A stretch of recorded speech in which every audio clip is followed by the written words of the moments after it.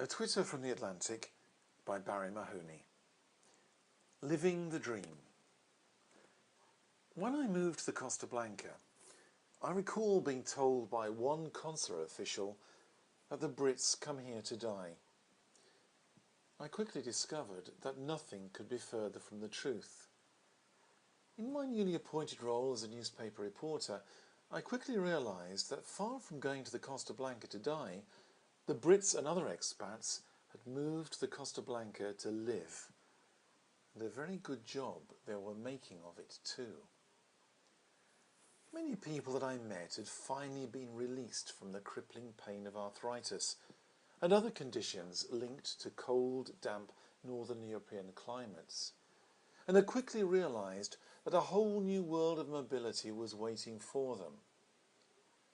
Others had realised their dream of a home in the sun, inspired by the many You Can Do It Too TV programmes earlier in life, thanks to rising house prices and the newly found equity that they discovered in their homes. All had one thing in common: fulfilling the dream of a new life and adventure in the sun. I quickly discovered tap dancing groups, where it was not unusual to discover 90-year-olds treading the boards, orchestral groups, brass bands, salsa classes, walking groups and drama groups. The area was buzzing with activity, and it always amazed and delighted me to see so many British, Scandinavian, German, Irish and Spanish, as well as many other nationalities, just enjoying being together. One thing that united many expats was the desire to see a rapid improvement in animal welfare. And I'm convinced that the present level of animal welfare in the Costas, although still not ideal, is due to the efforts of the many expat groups working alongside their Spanish counterparts. Now that I'm living in the Canary Islands, there is, of course, a much smaller expat population. The climate is such that much of the expat social life revolves around the bar culture.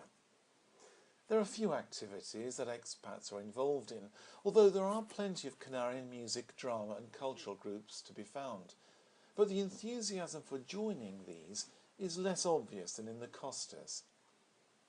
There is also a much younger expat population living on the islands, whose main focus is earning a living and paying the rent or the mortgage. This does not leave a great deal of time for other activities in an area where wages are low and unemployment is high. Sadly, many expats do not succeed in their attempts to create a new life in the sun. Sadly for many, living the dream becomes living the nightmare.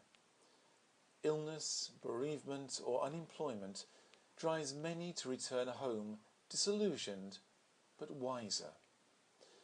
In time, I hope that these would-be expats realise that no experience in life is ever wasted, and that the broader experiences that they'll have gained will stand them in good stead for the future, whatever they choose to do. Some time ago, I met someone who was well versed in spiritual matters and commented that ancient ley lines intersect these islands. As a result, these islands would draw in a certain type of person and let go of those it does not want. I remember him commenting that these islands have a force that cannot be avoided. I was sceptical at first, but I've noticed over the years that I've lived here that of the many would-be expats who have arrived and returned back to the UK disillusioned, a significant number of these have returned to the islands again a few years later and settled very successfully. Many will say that this is due to a positive change in personal circumstances and a desire to seek the sun and warmth once again. However, maybe, just maybe, the islands have drawn them back again. If you enjoyed listening to this Twitter, have a look at my website, www.barrymahoney.com. Thank you for listening.